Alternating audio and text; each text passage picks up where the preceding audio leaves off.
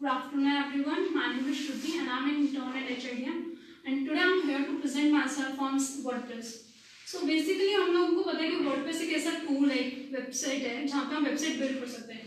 इन simple language में कहूँ तो एक अगर बिल्डिंग बनानी है मुझे तो बिल्डिंग की फाउंडेशन रखने के लिए मुझे वेबसाइट की जरूरत पड़ेगी. So in the same way content management system एक वर्डप्रेस है, बट वो है कि कंटेंट मैनेजमेंट सिस्टम होता क्या है. बेसिकली देखा जाए तो कंटेंट मैनेजमेंट सिस्टम एक सॉफ्टवेयर, एक टूल्स है जो हमें वेबसाइट बिल्ड करने में हेल्प करते हैं, हमारा कंटेंट मैनेज करने में, ऑर्गेनाइज करने में, एडिट करने में, पब्लिश करने में हमारी हेल्प करता है. सो अगर मेरे को घर बनाना है, मुझे बेयर लैंड चाहिए, तो कंटेंट मैनेजमेंट सिस्टम मेरा एक बेयर लैंड है, उस पर मैं फाउंडेशन रख रही हूँ वर्डप्रेस से. सो वर्डप्रेस मेरी बिल्डिंग बनाने के लिए फाउंडेशन सेट करने जैसा है. So in the same way content management system एक अच्छा वो ही हो सकता है जहाँ हमें कोड ना यूज करने पड़े, हमें टेक्निकल नो हाउ की जरूरत ना हो.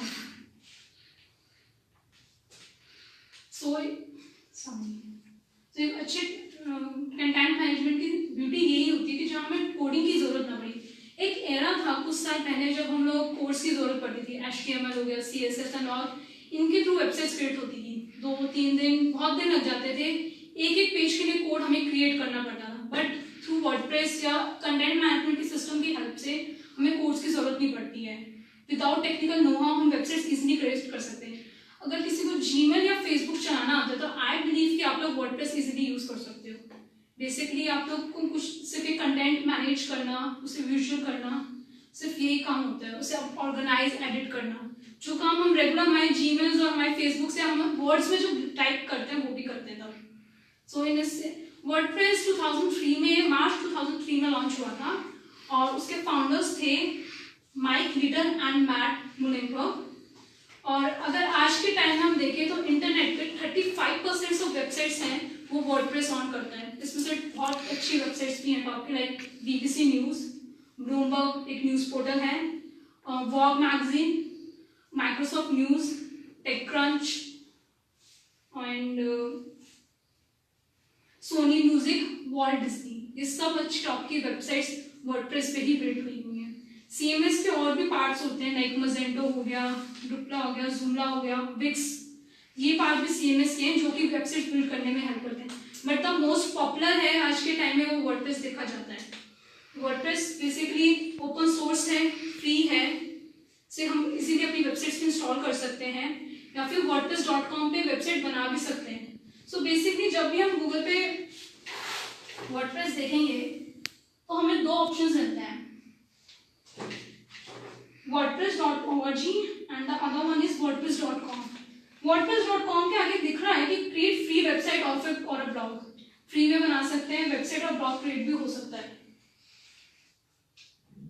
तो अगर हम wordpress.com का साइट देखते हैं तो बेसिकली इसमें हमें हर प्लान मिलते हैं, फ्री भी मिलते हैं, पेड वर्जन्स भी हैं.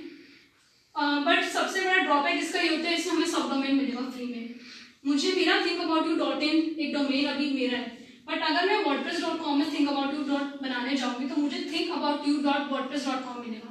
वो मेरा अपना डोमेन नहीं है, मुझे सब डोमेन मिला है. और वही अगर मैं वर्डप्रेस अपना खुद का डोमेन ले रही हूँ तो वो मेरा अपना है. सो बहुत सारे पेड प्लान्स भी हैं और फ्री भी हैं. प्लस हमें फ्री प्लान में सिर्फ 3 GB स्टोरेज मिलते हैं जो कि मुझे wordpress.org में अनलिमिटेड स्टोरेज मिलेगा. एंड सेकेंड इज मेरे को मैं साइट एड्स नहीं, पेड एड यूज कर सकती. wordpress.com पे से मुझे वर्डप्रेस की जो एड्स हैं वही असेस कर सकती हूँ.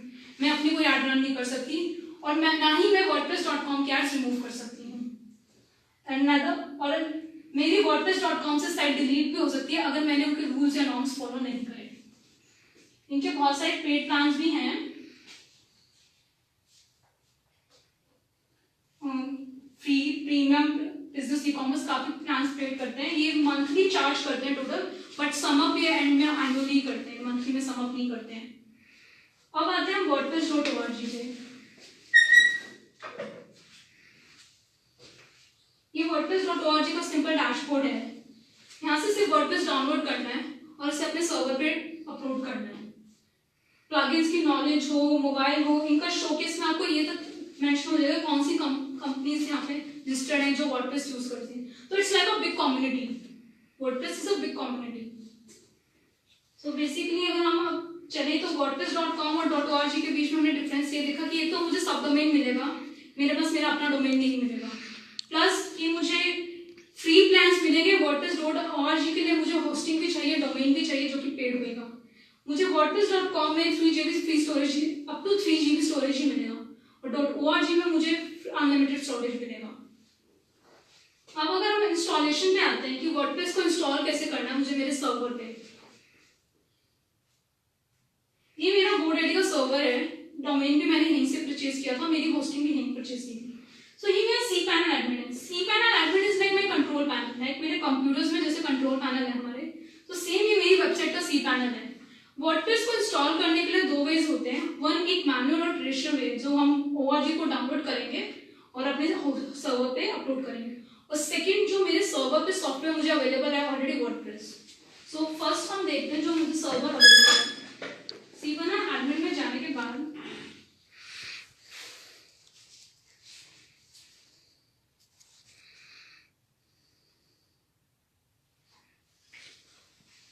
ये cPanel का डैशबोर्ड है पूरा।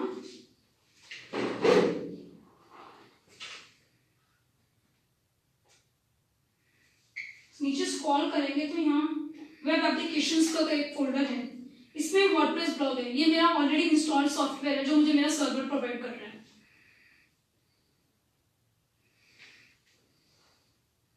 इसको मैंने क्लिक किया, और अगर मैं यहाँ इंस्टॉल दिस एप्लीकेशन कर लूँ तो ये बहुत सिंपल प्रोसेस में मेरी इस वेबसाइट पे मुझे वर्डप्रेस इंस्टॉल हो जाएगा। ये इंस्टॉलेशन का प्रोसेस है, ये मेरा डोमेन है, ये डायरेक्टरी है। Directory in the sense think about you .in है। अगर मुझे थिंक अबाउट यू कुछ और लाइक ब्यूटी भी चाहिए, वेलनेस भी चाहिए, तो मेरी सब डायरेक्टरीज बन जाएंगी। ये वर्जन है जो प्रेजेंट वर्जन मेरा चल रहा है, लैंग्वेज है, ये आगे वर्डप्रेस के इंस्टॉलेशंस हैं, ऑटोमेशन अपडेट्स हैं, वर्डप्रेस प्लगइन्स हैं, बैकअप्स जैसे भी हमें चाहिए। यहाँ से मेरे एडमिनिस्ट्रेटर यूजर और मेरे पासवर्ड सेट होंगे, एंड सिंपल इंस्टॉल पे ये वेबसाइट इंस्टॉल हो जाएगी। मेरे वेबसाइट पे ऑलरेडी वर्डप्रेस इंस्टॉल्ड है, सो इसलिए मैं यहाँ से एक्सेस नहीं कर सकती इसको up to this step. And second one is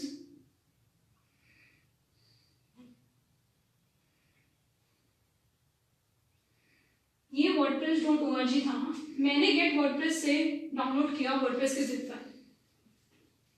ये जिप फाइल है, मैंने इसको डाउनलोड किया, ये मेरे को लेटेस्ट वर्जन के साथ मिलेगी।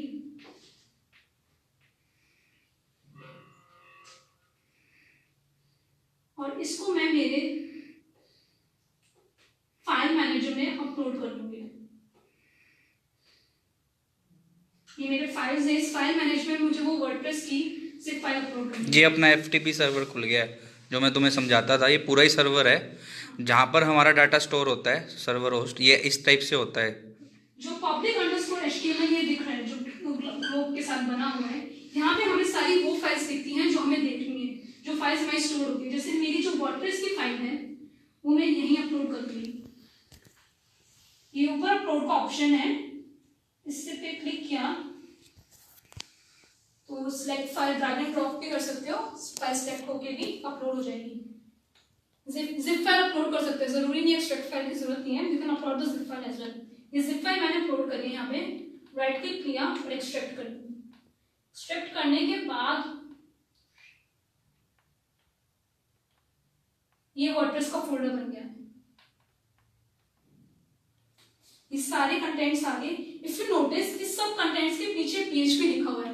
वर्डप्रेस मिक्सचर है MySQL और MyPHP का कोडिंग लैंग्वेज इसका, और इसके सारे कोर्स PHP में लिखे हुए हैं, तो इस सबके पीछे .php लिखा हुआ है। home.php, index.html या PHP, about.html PHP, service.html PHP, ये समझाया था। तो ये सारी फाइल्स क्या है, वेब पेजेस है। पेरेंट डोमेन के लिए क्या है, सब पेजेस है। तो ये सारे ठीक बात है। तो सर्वर है, इनकी डायरेक्टरी सिस्टम चलता है। बाय डिफॉल्ट जो होम पेज है वो हमारा हमने समझा था कौन सा होगा, इंडेक्स फाइल होगी, ठीक है ना। तो ये अपना FTP है, यहाँ पर इस तरीके से अपनी पूरी सारी फाइल्स जो भी आप बना रहे हो इस तरीके से इंस्टॉल होती है। ठीक है, फाइल अपलोड भी कर दी, एक्सट्रैक्ट भी कर दी। अगर इस मोमेंट पे मैं मेरी वर्डप्रेस वेबसाइट खोलूंगी तो मुझे मेरे डोमेन के पीछे वर्डप्रेस लिखा है, थिंक अबाउट यू /WordPress। उससे क्या प्रेडिक्ट होता है कि मैं वर्डप्रेस यूज कर रही हूँ, किसी को मैं यूआरएल भेजूंगी तो वो लिखा होगा, तो उससे सामने वाला तो ये मुझे किसी को नहीं बताना कि मेरी वेबसाइट वर्डप्रेस पे है या किसी पे, हम उस चीज को रिमूव कर सकते हैं। ये सारे एलिमेंट्स यहाँ से मूव हो जाएंगे। इसको मूव करना है मुझे। यहाँ पे दिख रहा है public_html वर्डप्रेस।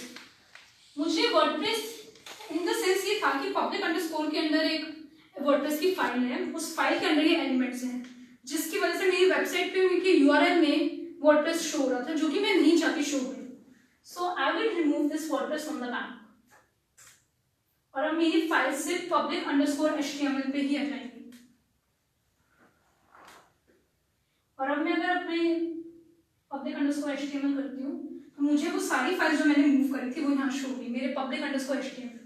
इस टाइम पे अगर मैं मेरी वेबसाइट रीलोड करती हूँ तो मुझे सिर्फ सिंपल यही लिखेगा thinkaboutyou.in। और उसके बाद हमें ऐसा विजुअल कुछ आएगा। इस विजुअल से हमें लैंग्वेज सिलेक्ट करनी है, इंग्लिश, हिंदी, जो जिसमें भी हमें हमारी वेबसाइट चाहिए। इसको सिलेक्ट करने के बाद हमें डाटाबेस की डिटेल्स देनी होती है। डाटाबेस बेसिकली इन सिंपल लैंग्वेज देखा जाए जहाँ हमारी फाइल स्टोर होती हैं, जैसे मेरे लाइक्स, डिसलाइक्स, कमेंट्स, पोस्ट, वो सब मेरे डाटाबेस में स्टोर होंगे। इसके लिए मुझे डाटाबेस क्रिएट करना पड़ता है। सेम हम सी पैनल में जाएंगे।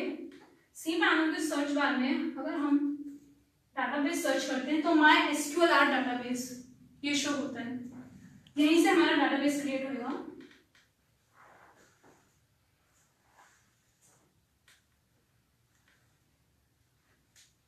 डिपेंड करता है आपको कितने डाटाबेस चाहिए। मेरे प्लान में सिर्फ मुझे एक डाटाबेस का एक्सेस था। अगर मुझे 2 डाटाबेस, 3 या 4 चाहिए तो वो हाई प्लान होता है। तो मुझे सिर्फ एक डाटाबेस मिला है। मैं खुद ही एडमिन हूँ, मेरा डाटाबेस है। मैं किसी और को अपने डाटाबेस में ऐड नहीं कर सकती। ये डाटाबेस है, यहाँ पे क्रिएट न्यू में डाटाबेस जो हमें चाहिए वो क्रिएट हो जाएगा। उस डाटाबेस को क्रिएट तो कर लिया। डाटाबेस क्रिएट करने के साथ उसके पासवर्ड बहुत इंपॉर्टेंट है, वरना तो कोई भी मेरी वेबसाइट लॉगिन कर सकता है। उसके लिए ये MySQL यूजर एडमिन्स में यूजर नेम, पासवर्ड लॉगिन ये सब बहुत जरूरी है। एक सिक्योर्ड वेबसाइट चाहिए तो डाटाबेस में पासवर्ड इंपॉर्टेंट है। क्रिएट यूजर करने के बाद हम जो डाटाबेस हमने ऐड बनाया है उसे हमें ऐड भी करना है, और वो ऐड यूजर टू डाटाबेस में हमें यूजर नेम और डाटाबेस डालना है। ऐड करने के बाद हम प्रिविलेजेस दे सकते हैं। अगर मैं खुद एक ही हूँ, अगर वर्डप्रेस इंस्टॉल कर रहे हो तो हमें और प्रिविलेजेस करना पड़ेगा। ये प्रिविलेजेस में दे सकती हूँ। अगर मेरे साथ कोई और होता तो शायद मैं मैंने कोई और डाटाबेस बनाया होता या किसी और को ऐड करा होता तो मैं उन्हें डिफरेंट कुछ नहीं दे सकती, सिर्फ ड्रॉप का ऑप्शन दे सकती थी या डिलीट का ऑप्शन दे सकती थी। बीइंग एन एडमिन मेरे पास सारे प्रिविलेजेस हैं, मैं सब कुछ कर सकती हूँ। डाटाबेस बन गया। हमारी वेबसाइट यही तो मांग रही थी हमसे, डाटाबेस कि हमें डाटाबेस का यूजर नेम एंड ऑल चाहिए था। हमारे पास यूजर नेम भी है, पासवर्ड भी है। अब इन चीजों को नेक्स्ट स्टेप पे हम चलते हैं तो हमें यही असेस होएगा। डाटाबेस का name, user name, password, database host. Database host होता नॉर्मली है, जैसे मेरे पास GoDaddy का ही सर्वर है, डोमेन है, और वही मेरी होस्ट है। तो मैं करूँगी लोकल। सपोज आपने डोमेन कहीं और से परचेज किया, आपकी होस्टिंग थी हॉस्टगेटर या किसी और साइट पे, तो जो अगर मेरी हॉस्टगेटर पे होस्टिंग थी तो वहीं का IP एड्रेस मुझे इसमें डाटाबेस होस्ट में डालना है। मैं लोकल होस्ट तक नहीं ले सकती, वहीं का IP एड्रेस मेरे लोकल होस्ट में, डाटाबेस होस्ट में जाएगा। टेबल प्रीफिक्स होते हैं नॉर्मली एक एक्सेल फाइल्स की तरह होता है। जैसे एक्सेल में रोज एंड कॉलम होती है, सिमिलरली डाटाबेस भी हमारा सारा डाटा स्टोर करने के लिए एक टेबल बनाता है। वो डिपेंड करता है, आप अपने डाटाबेस का नेम भी दे सकते हैं, WP, उसका भी हम देखेंगे कि वो कैसे क्रिएट होता है। टेबल प्रीफिक्स नॉर्मली कुछ भी रख सकते हैं। ये क्रिएट होने के बाद हमें सेम जो हमने फर्स्ट जो नॉर्मल हमें वर्डप्रेस में दिखा था वही स्टेप्स हमें इसमें देखे। बस डिफरेंस थे, जो पहले के स्टेप्स थे वो हमें उसके लिए करने पड़े। इंस्टॉलेशन पार्ट हमारा कम हो गया था तो वो यहाँ हमें करने पड़े। Site title, user name, password, email. अगर आप अपनी वेबसाइट क्रॉल नहीं करवाना चाहते गूगल पे तो इस बॉक्स को चेक करना होगा। अगर चाहते हो कि हमारी वेबसाइट क्रॉल हुए तो आप छोड़ सकते हैं। अगर चाहते हो कि हमारी वेबसाइट गूगल क्रॉल ना करे तो हमें से इंडेक्स को चेक बॉक्स करना पड़ेगा। अब मैंने कहा था कि जब हमने डाटाबेस अभी देखा था तो पीछे इसमें टेबल प्रीफिक्स था, उससे हम चेक व्यू कर सकते हैं।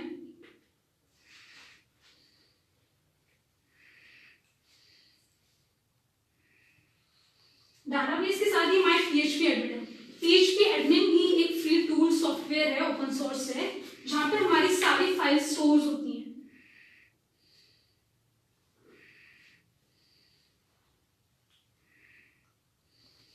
ये वही डाटाबेस है जो मैंने क्रिएट किया था। Think about it. अगर मैं इस डाटाबेस पे जाऊंगी तो ये सारे मेरे फोल्डर्स, ये सब मुझे शो हो रहे हैं जो मैंने क्रिएट किया था। WP इसमें शो कर रहा है क्योंकि मैंने उसमें टेबल प्रीफिक्स में WP ही रखा था, मैंने कुछ चेंज किया नहीं था। अगर मैं यूजर्स में शो होंगी, ये पासवर्ड वो नहीं है जो मैंने मेरी वेबसाइट का रखा था, ये कुछ और डाटाबेस में खुद ही रखा हुआ है। ये मेरे हैकिंग को प्रोटेक्ट करता है। अगर कोई भी हैकर यहाँ तक पहुंच भी गया तो हो सकता है वो इस पासवर्ड को ओरिजिनल समझे और उसे कॉपी करे, बट उससे वो मेरी वेबसाइट पे लॉगिन नहीं कर पाएगा क्योंकि उसे ओरिजिनल पासवर्ड पता है। जब भी हम वर्डप्रेस में लॉगिन करते हैं, जहाँ हम पासवर्ड डालते हैं, तो जो पासवर्ड होता है वो पहले यहाँ से मैच होता है, उसके बाद ही मैं मेरी वर्डप्रेस में लॉगिन कर सकती हूँ। ये मेरे यूजर्स है, इसमें मैं अकेली यूजर हूँ तो उसकी सारी डिटेल्स मिली हुई हैं। सिमिलरली मैं यहाँ पे मेरे पोस्ट के सारा डाटा है, जितने मैंने पोस्ट डाले हैं उनके मुझे सारा डाटा मेरे PHP एडमिन ने स्टोर कर रखा है। ये सारा डाटा मेरा PHP एडमिन में ही स्टोर है। कब कैसे यहाँ से मैं कुछ डिलीट भी कर सकती हूँ, जो भी कर सकती हूँ मैं यहाँ से कर भी सकती हूँ। सो नाउ मेरा हमारा वर्डप्रेस इंस्टॉल हो गया है।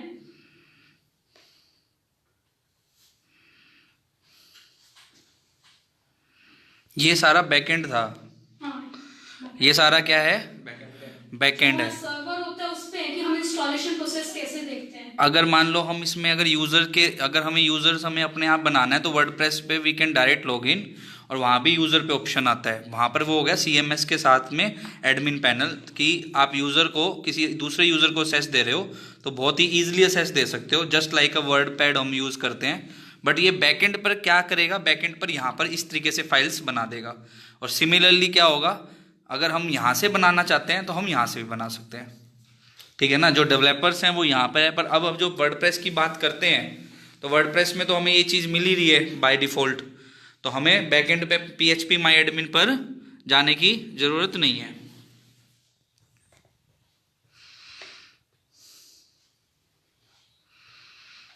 डैशबोर्ड था, ये आ गया मेन पैनल। वर्डप्रेस का डैशबोर्ड है। ये फ्रंट पेज है जहाँ पे मुझे सब कुछ असेस होता है। लाइक अगर मेरे एडिट पोस्ट करने हैं, फ्रंट पेज है, सब क्विक ड्राफ्ट सेव करने, शॉर्ट्स तो हम यहाँ सेव कर सकते हैं।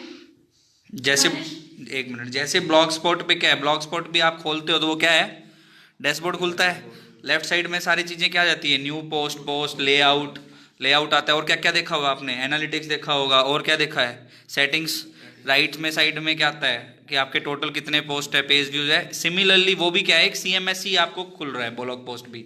आपने वेबसाइट तो बनाई नहीं ना, पेज व्यू जब आप जाते हो, जब अपनी ब्लॉग खुलते हो तो एक वेबसाइट दिखती है, उसका बैकएंड पे आप एक डैशबोर्ड पे काम कर रहे हो। सिमिलरली वर्डप्रेस है, जो भी श्रुति दिखा रही है आपको, ये अपना वर्डप्रेस का है। अब इसमें जो भी हम एक्टिविटी करेंगे ना, जितना भी डेटाबेस क्रिएट करेंगे, कुछ भी डालेंगे, वो जो सर्वर पर कैसे जाता है वो भी इसने बैकएंड पे दिखाया है। तुमने देखा ना सारी चीज़ें, तो वहाँ पर वो फाइल्स है। अब यूज़र जो है हम यहाँ डायरेक्ट भी बना सकते हैं, देखेंगे। चलो एक बार बताओ। बेसिकली अगर हम टॉप से स्टार्ट करें तो ये हमारा फ्रंट डैशबोर्ड है, जहाँ से भी हम शॉर्ट में कर सकते हैं। ये हमारा लेफ्ट साइड नेविगेशन पैनल है, इसमें जिससे अगर हम ब्लॉग पोस्ट क्रिएट करना चाहते हैं, सो लाइक ये मेरे ऑल पोस्ट हैं जो मैंने ऑलरेडी क्रिएट करे हुए हैं। यहाँ से मुझे इससे सारा हो जाता है कि मेरे टैग्स क्या थे, मेरे कमेंट्स क्या थे, किस डेट को मैंने रखा। इवन जो मेरे शेड्यूल पोस्ट होंगे वो भी मुझे यहाँ शो हो सकते हैं। ये ब्लॉग पोस्ट ऐड न्यू करने के ऑप्शंस हैं, जो भी हम प्रेजेंट में लिखेंगे।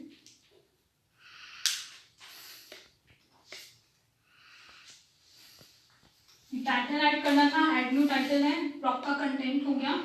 साइड में हमें कैटेगरीज शो हो रही है, जिस कैटेगरी में हम इसे कैटेगराइज करना चाहती हूँ।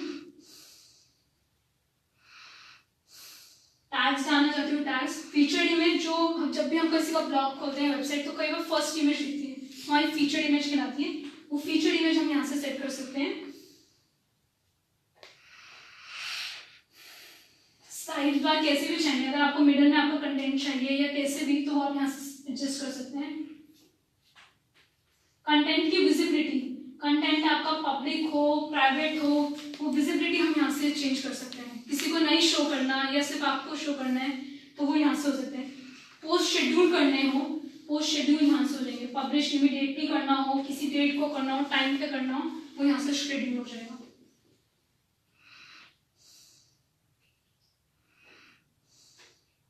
नेक्स्ट आता है कैटेगरीज। हर वेबसाइट की अलग अलग कैटेगरीज होती हैं। वेबसाइट की अलग अलग कैटेगरीज होती हैं। ऐड न्यू कैटेगरी करनी हो तो वो हम यहाँ से ऐड ऑन कर सकते हैं। ये ऐड न्यू कैटेगरी का ऑप्शन है। नेम कर सकते हैं, किसी कैटेगरी के अंदर सब कैटेगरी लगानी होती है, यहाँ से पेरेंट कैटेगरी चूज कर सकते हैं।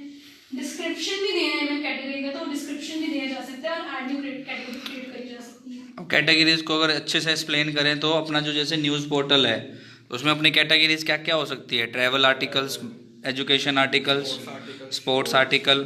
ठीक बात है। अगर मान लो लाइफस्टाइल आर्टिकल्स की बात करें तो लाइफस्टाइल के अंदर और क्या क्या आ सकता है, और जो भी चीज़ें हैं तो उसके अंदर सब कैटेगरीज बन गई। तो वर्डप्रेस पे we can make this category, और वो कैटेगरी ही पेजेस के फॉर्म में शो होती है। वो जब एक एक जिन्होंने वर्डप्रेस यूज़ कर रहे हैं, गुड है, नहीं है वो अपन करेंगे, जो नए कुछ स्टूडेंट्स थे तो उसके रिलेटेड देखेंगे। तो यहाँ पर कैटेगरीज किस लिए बनाते हैं? अपने आर्टिकल को उसके अंडर डालने के लिए, ठीक है ना।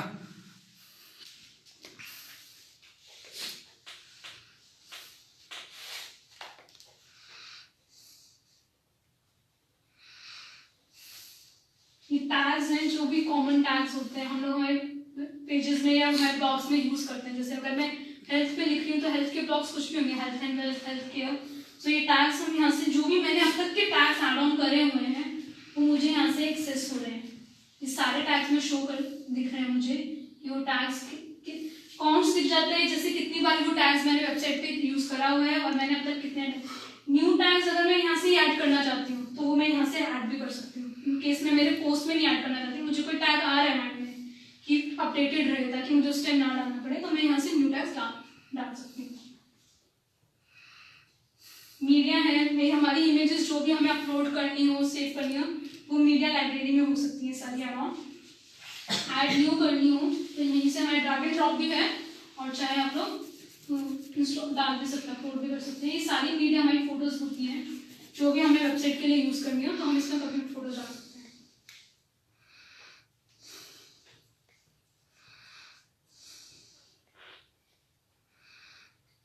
पेजेस बेसिकली हो गए जैसे हमारे कैटेगरीज के page, about us, contact us, ये वो पेजेस हो जाते हैं। इन्हें भी क्रिएट किया जा सकता है। पेजेस पे हम लोग टेम्पलेट्स भी लगा सकते हैं, कोई थीम के बेस के हिसाब से भी आप लोग टेम्पलेट्स डिसाइड कर सकते हैं। पेजेस की बात करें तो वेब पेजेस है ना, लाइक मैंने क्रिएट करे हुए about page, contact us page, तो वो हम यहाँ से ऐड करके ऐड भी कर सकते हैं। यहाँ तो आप इसको बना रहे हो पेज तो वर्ड पैड की तरह बनेगा, वर्ड पैड की तरह आप इस पेज को एडिट कर सकते हो, फोटो लगा सकते हो। बट बैकएंड पे यह क्या कर रहा है, कोड रन हो रहा है, कोड बन रहा है। और जो बैकएंड अभी इन्होंने स्टार्टिंग में दिखाया था वहाँ पर, कहाँ पर, फाइल मैनेजर पे, वहाँ पर उस फाइल वो कैसे स्टोर होती है, contact.php या HTML में है तो HTML में, तो बैकएंड पे कोड अपने आप चल रहा है। इसलिए हम इसको बोलते हैं ये ड्रैग एंड ड्रॉप प्लेटफॉर्म है। कौन सा प्लेटफॉर्म है? ड्रैग एंड ड्रॉप प्लेटफॉर्म है, कि हम इसमें कोडिंग नहीं करते, हमें जो चीज़ चाहिए वो हम ड्रैग कर लेते हैं। इमेज चाहिए इमेज, टाइटल चाहिए टाइटल, HTML टैग डालना है HTML, कोड डालना है तो कोड, और आफ्टर दैट बैकएंड प्रोसेस पर इसका कोड चलता रहता है अपने आप, और वो स्टोर होता रहता है कहाँ पर, सर्वर पर। ठीक बात है। ये पेजेस था, इसमें मुझे कमेंट्स पे इनबिल्ट मिलते हैं। मैंने कमेंट्स के लिए प्लगइन यूज नहीं किया हुआ है, मुझे इनबिल्ट मिले हैं। जो भी मेरी वेबसाइट पे कमेंट्स कर रहा है, ये ऐसा मुझे हेल्प करता है। मेरा मार्केटिंग टूल भी हो गया, जिससे मुझे मेरे कस्टमर्स का फीडबैक मिल रहा है, उन्हें मेरा कैसा प्रोडक्ट या पोस्ट अच्छे लग रहे हैं या नहीं। ये सारा हम प्रोसेस कौन सा देख रहे हैं, ऑन पेज ऑप्टिमाइजेशन। अपीयरेंसेस, जहाँ से हमारी हमारे थीम को कस्टमाइज करना, विजिट्स, मेन्यूज, हेडर, बैकग्राउंड, ये सब हम सेट करते हैं। वर्डप्रेस बहुत सारी थीम्स देते हैं, 4-5 थीम्स हमें फ्री मिलती है, चाहे हम उनमें से भी यूज कर सकते हैं या फिर अपनी भी कोई थीम अपलोड कर सकते हैं। ये थीम्स मुझे फ्री मिली हुई हैं। अगर मैं यहाँ से कोई अपलोड करना चाहूँ तो ऐड न्यू पे मैं थीम अपलोड कर सकती हूँ, उस थीम को एक्टिवेट कर सकते हैं।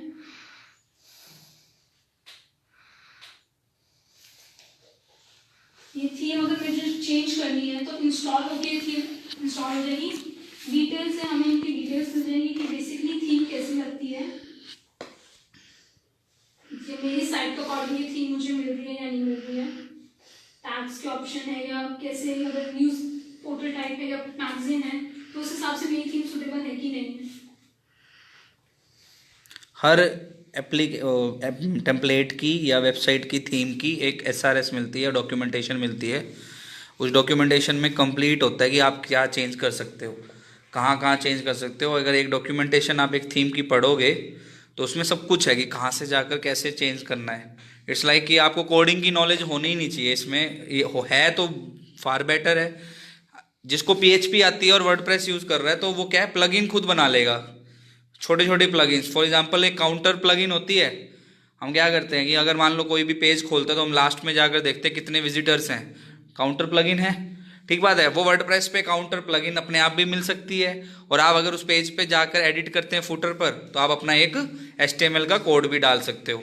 बट उस कोड में क्या क्या होगा, एक कोई भी चीज़ आपको डिस्प्ले हो रही है तो वो डिस्प्ले कैसे होगी, कोड के थ्रू। पर वो जो चीज़ दिख रही है तो उसके अंदर कुछ फोटो है, कुछ नंबर्स है, तो वहाँ पर CSS या आपका इमेज बेस भी आएगा, तो आपको डेटाबेस भी चाहिएगा। तो एक डेटाबेस और एक कोड दोनों मिलाकर क्या आपको एक डिस्प्ले चीज़ देते हैं, तो वो आप खुद भी बना सकते हो if you are a coder. ठीक बात है। नहीं, मेरे को अगर मेरी थीम कस्टमाइज करनी हो, लाइक मुझे फॉन्ट साइड बार में मुझे सेंटर में चाहिए, ब्लू आइकन पे क्लिक करने के बाद मुझे यहाँ पे पूरा पेज चेंज हो सकता है। अगर मैं बैकग्राउंड चेंज करना चाहूँ तो मुझे यहाँ से बैकग्राउंड चेंज हो सकता है।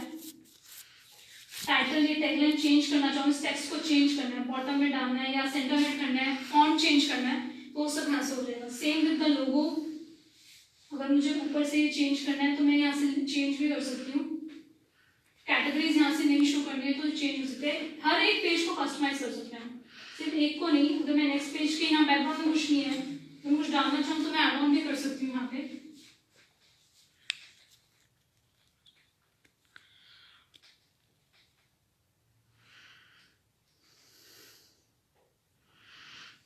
एक पेज आप लोग कस्टमाइज अपना अकॉर्डिंग कर सकते हैं। यहाँ पे ब्लू आइकन्स के आइकन्स थ्रू ये यहाँ से भी कस्टमाइजेशन का ऑप्शन डैशबोर्ड से भी एक्सेस हो जाएगा।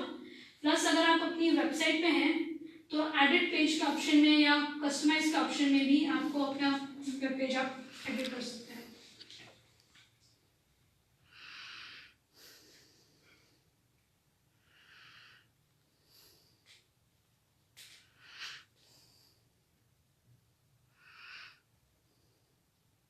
विजिट्स हैं, विजिट्स नॉर्मली हम किसी की वेबसाइट विजिट करते हैं तो साइड बार अवेलेबल होता है जिसपे सर्च होता है, कॉन्टेक्ट्स होते हैं, कैटेगरीज होती हैं, तो वो विजिट्स हम यहाँ से क्रिएट कर सकते हैं। ड्रैग एंड ड्रॉप होता है और अरेंज भी कर सकते हैं। सपोज अगर मुझे ये सारे विजिट्स अवेलेबल हैं, ऑडियोज चाहिए तो मुझे पहले ऑडियो रखना है, पहले सर्च रखना है, उसके बाद कॉन्टेक्ट्स रखना है। ये सब ड्रैग एंड ड्रॉप होते हैं, इसे अरेंज अपने अकॉर्डिंग कर सकते हैं जैसे भी आप चाहो। और विजिट्स कई होता है वो आपके थीम पे भी अवेलेबल होते हैं। कई थीम साइड बार सपोर्ट नहीं करती है, तो अगर आप चाहते हो कि आपकी थीम में साइड बार हो तो अपनी थीम उस हिसाब से सिलेक्ट करना कि उसमें साइड बार सपोर्टेड हो, तभी विजिट सेट होगा।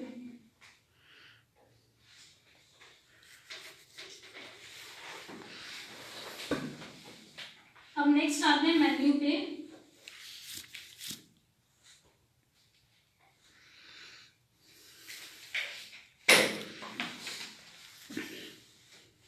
मेन्यू लाइक मेरा हेडर मेन्यू अलग होता है, फुटर मेन्यू अलग होता है, टॉप कैटेगरी, उसके बाद प्राइमरी मेन्यू, उस हिसाब से हम एडजस्ट कर सकते हैं हमारे स्टार्टिंग। जैसे मुझे मेरा कॉन्टेक्ट्स यहाँ से मेन्यूज कोई भी आप डिफॉल्ट सेलेक्ट कर सकते हैं। मुझे जैसे डिफॉल्ट टॉप मेन्यू में है या फिर primary menu, footer menu, main menu, social menu में मैंने अलग ऐड करा हुआ नीचे, वो मुझे जहाँ भी चाहिए फुटर मेन्यू ऐड करना था तो मैंने उसे फुटर में ऐड कर दिया। और जिस पेज को भी हम ऐड कर सकते हैं, सपोज मैंने यहाँ से प्राइवेसी पॉलिसी का पेज सेलेक्ट किया और अपने इस फर्स्ट डिफॉल्ट मेन्यू में ऐड कर दिया तो ये ऐड हो जाएगा और उसको सेव चेंजेस कर दोगे तो आपके वेबसाइट पे वो विजिबल हो जाएगा। प्लगइन्स जो हम यूज करते हैं, प्लगइन्स देखा जाए बेसिकली वर्डप्रेस की फंक्शनैलिटी है। लाइक वर्डप्रेस तो एक फ्रेमवर्क है कि जहाँ पे प्री कोडिंग प्री डिफाइंड हो चुकी है और उसको फंक्शन करने के लिए हमें प्लगइन्स मिले हुए हैं जो कि वो उसमें भी कोडिंग लैंग्वेजेस ऑलरेडी हो चुकी हैं। सो आपको वेबसाइट रन करने के लिए जो भी कोड्स चाहिए ऐड करने हो, जो भी आपको लगे कि हमारी वेबसाइट के लिए हमें प्लगइन्स की जरूरत है, वो हम यहाँ से ऐड कर सकते हैं। ये ऑलरेडी शोड प्लगइन्स हैं जो मैंने इंस्टॉल करे हुए हैं। ऐड न्यू करना है तो ऐड न्यू हो जाएगा।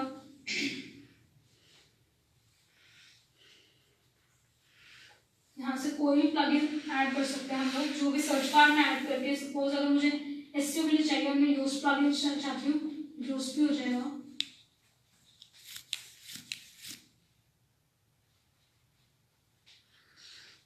तो ये अब मेरा ऑलरेडी इंस्टॉल था, तो ये जो भी प्लगइन्स हैं हमें यहाँ से मिल जाते हैं। उसे एक्टिवेट करना होता है, इंस्टॉल ना करके एक्टिवेट करना होता है, तो ये वर्क करने लग जाते हैं। यूजर्स की जो अभी हमने बात करी थी, मेरी वेबसाइट पे मैं ऑलरेडी मैं एक एडमिन हूँ, मुझे और ऐड करने हैं तो मैं ऐड न्यू यूजर्स कर सकती हूँ। यूजर्स कई तरह के होते हैं, administration, subscribers, authors, editors.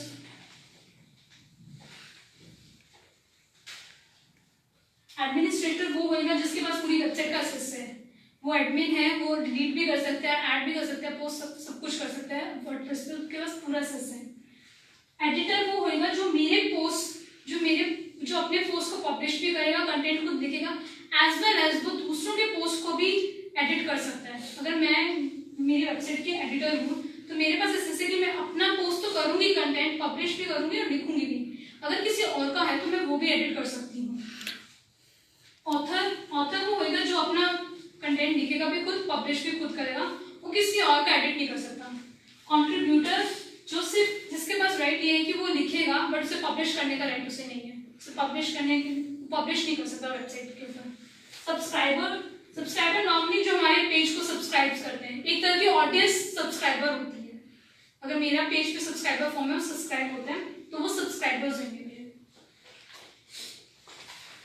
Tools, अगर मेरी ब्लॉगस्पॉट पे वेबसाइट है, मुझे लाना है वर्डप्रेस में, तो मैं उसे इंपोर्ट कर दूंगी। ये हमें ऑप्शन मिल रहा है ब्लॉगर की, ब्लॉग रोल की, मेरे टैग्स हैं, मेरे कहीं और टैग्स थे, मुझे यहाँ कन्वर्ट करने हैं तो मैं इंपोर्ट कर लूंगी उन्हें यहाँ पे वर्डप्रेस पे। वर्डप्रेस को दोबारा इंस्टॉल करना है या जो भी एक्सपोर्ट करना हो, कुछ टाइम बाद जब वेबसाइट पे 50-70 आर्टिकल्स हो जाते हैं तो बेटर ये होता है कि हम अपना डाटा सारा एक्सपोर्ट कर लेते हैं। इस पोर्टल हैवी हो जाए या स्लो हो जाए या बंद हो जाए कुछ भी, तो बेटर ये रहता है कि अपना सारा डाटा एक्सपोर्ट कर लो। एक्सपोर्ट में सारा आ जाएगा, जो भी आपने पोस्ट लिखी है, आपकी इमेजेस, तो वो सारा आप एक्सपोर्ट कर सकते हो। आपको क्या आपके पोस्ट एक्सपोर्ट करने हैं, पेजेस, टेम्पलेट्स जो भी है, अगर फुल डाटा होना है तो वो भी एक्सपोर्ट हो जाएगा। साइट बैकअप बोलते हैं इसे। सेटिंग्स में परमालिंक्स में नॉर्मली जैसे मेरी वेबसाइट का था www.thinkaboutyour.in, अगर अब मैं मेरी वेबसाइट लॉगिन करती हूँ और उस पर www.thinkaboutyour.in के साथ मुझे डेट शो होती है, बट मुझे डेट नहीं चाहिए, वो एक परमानेंट है, परमानेंट यूआरएल्स होते हैं, उन्हें मैं चेंज करना चाहती हूँ। मैं चाहती हूँ जो मेरी कैटेगरी, जिस कैटेगरी में जा रहा है वो कैटेगरी शो हो, जिस पोस्ट पे जा रहा है उस यूआरएल में मेरा वो पोस्ट शो हो, डेट मंथ की बजाय। फॉर एग्जांपल अगर मैंने यहाँ ये कैटेगरी ओपन करी है तो ये आ रहा है think about you category productivity. इसी में मैं ये पोस्ट ओपन करती हूँ तो मुझे वही कैंडिडेट उस पोस्ट का नाम मेरे यूआरएल में शो हो रहा है। ये हम एडजस्ट कस्टम भी कर सकते हैं, सेटिंग्स कर भी सकते हैं। परमानेंट सेटिंग्स में जाके हम इसे किसी वे से कर सकते हैं, चाहे तो आप कुछ नॉर्मल रख सकते हैं, डे नेम भी डाल सकते हैं, मंथ हो, न्यूमरिक हो, पोस्ट नेम हो, कस्टमाइज खुद भी कर सकते हैं। इन द सेंस कस्टम में आपका स्टार्टिंग सेम ही रहेगी, उसके बाद जैसे मैंने पोस्ट नेम और कैटेगरी किया है तो आप यहाँ से पिक करके उस हिसाब से अपने परमानेंट्स क्रिएट कर सकते हैं। क्या बोलते हैं इसे ऑन पेज में? हाँ दीदी, क्या बोलते हैं इसको जब हम ये करते हैं ऑन पेज में? कौन सी टेक्निक है ये?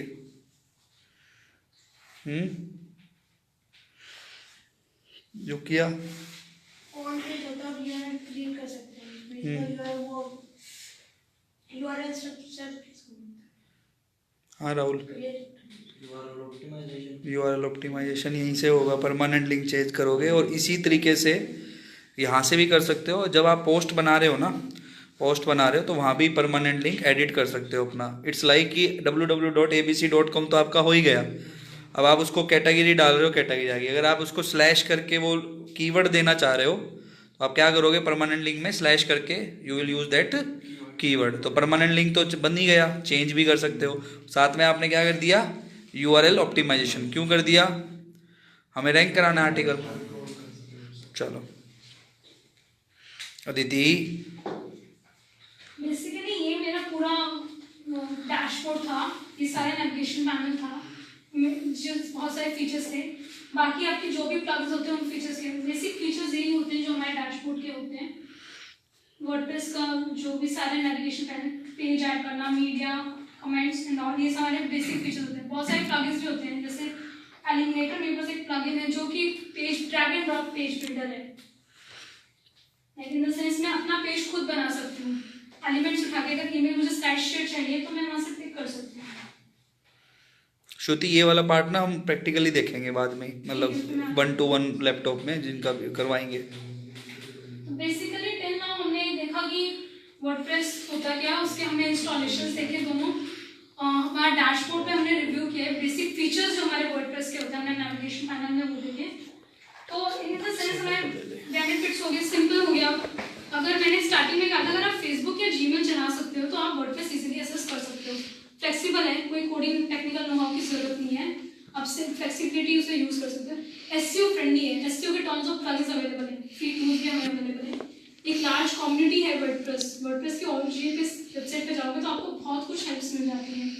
प्लस बिल्ट इन कमेंट्स का ऑप्शन है, हमें फीडबैक्स मिल जाते हैं हमारे कस्टमर से, हमें देखना बिल्ट इन मिलता है, हमें कोई प्लगइन्स के लिए ऐड करने की जरूरत नहीं है। इजी है, installation update time to time होता है। अगर हम अपडेट कर देंगे तो वर्डप्रेस अपने आप अपडेट करता रहेगा। बेसिकली नीचे भी हमने जब एडमिन यूजर्स देखे थे तो हमने देखा था कि हमने वो ऐड कर दी।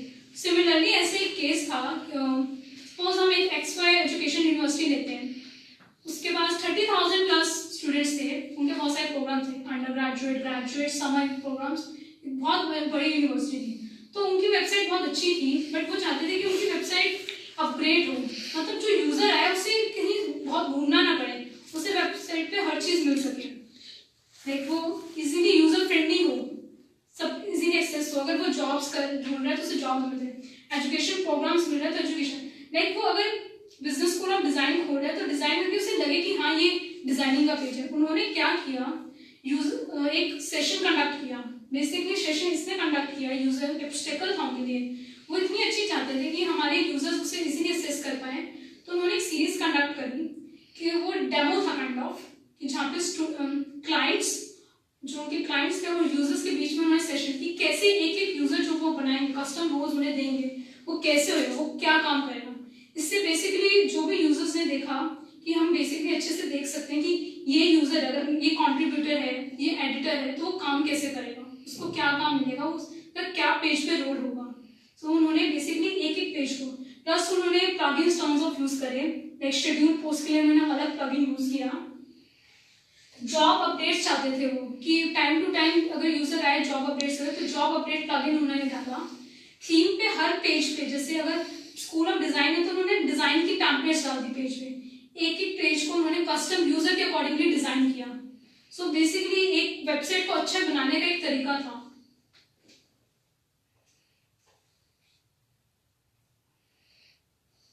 अब नॉर्मली हम वेबसाइट जब भी ब्लॉग करते हैं या तो हम ब्लॉगर यूज करते हैं या वर्डप्रेस यूज करते हैं। बेसिकली अच्छे दोनों ही हैं, बट हर किसी के कॉन्स एंड प्रोज हैं। सो देखा जाए तो वर्डप्रेस पे मुझे 7,000 ऑफ प्लगइन्स मिल रहे हैं और ब्लॉगर्स पे मुझे सिर्फ 10 या 12।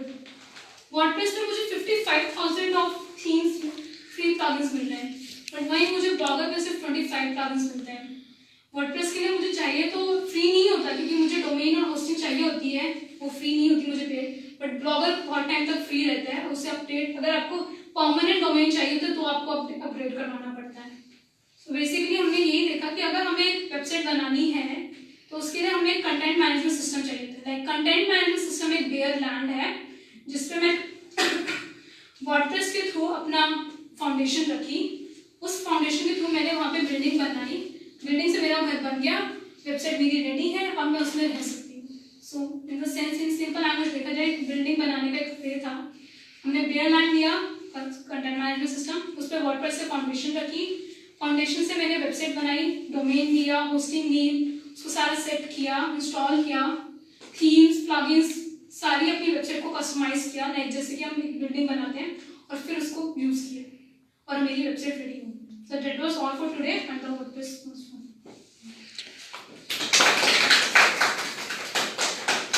डाउट्स है तो पूछो भाई। Ma'am, what is the name of that website you were talking about? That website, school website. Basically XYZ example था ये। Okay. अगर इसका एग्जांपल लेना हो तो DMRC का मेट्रो रेल का एग्जांपल ले सकते हो, लंदन का नेटवर्क रेल है उसका एग्जांपल ले सकते हैं, या हार्वर्ड यूनिवर्सिटी, मैंने यूनिवर्सिटी का एग्जांपल लिया। अगर इसके देखने कि उन्होंने कैसे अपनी वेबसाइट्स को, उन्होंने यही पैटर्न फॉलो करना है, तो इसके 3 है, Harvard university, network rail United kingdom और DMRC Delhi metro. Any questions?